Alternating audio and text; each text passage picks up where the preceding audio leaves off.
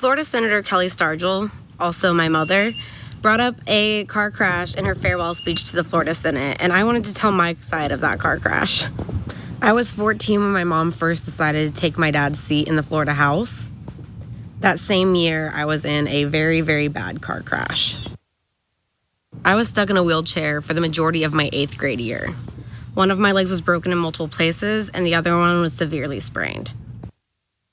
I was laying in the hospital bed for a week before Thanksgiving, and all the flowers and presents, for the most part, came from my parents' various political friends.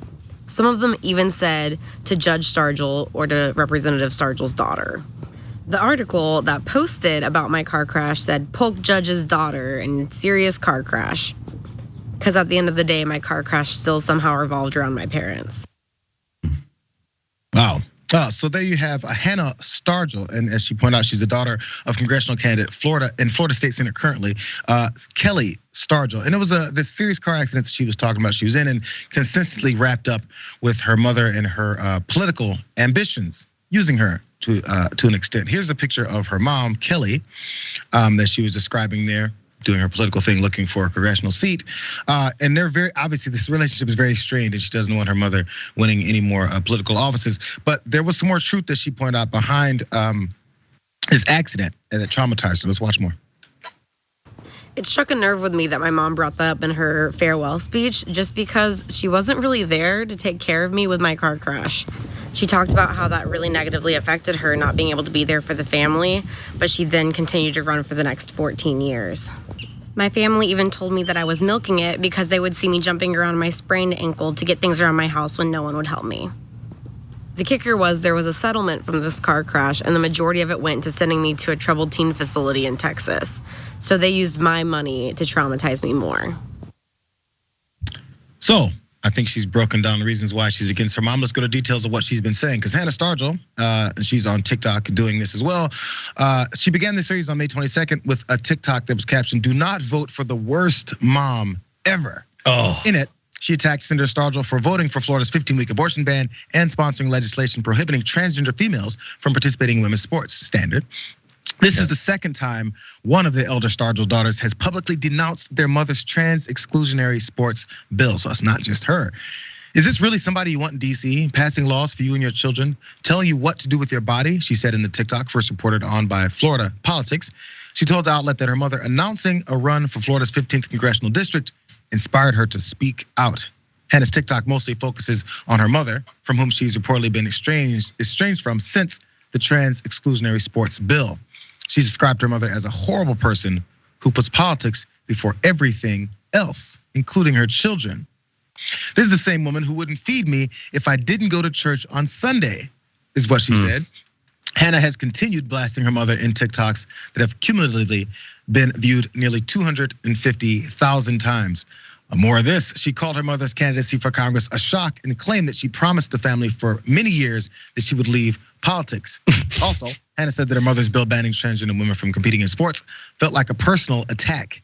I had actually just come out to my mom a few months earlier, is what Hannah said. She was 20 years old, and she was really shocked by it. She brought me home like some rainbow chocolates, like just a peace offering.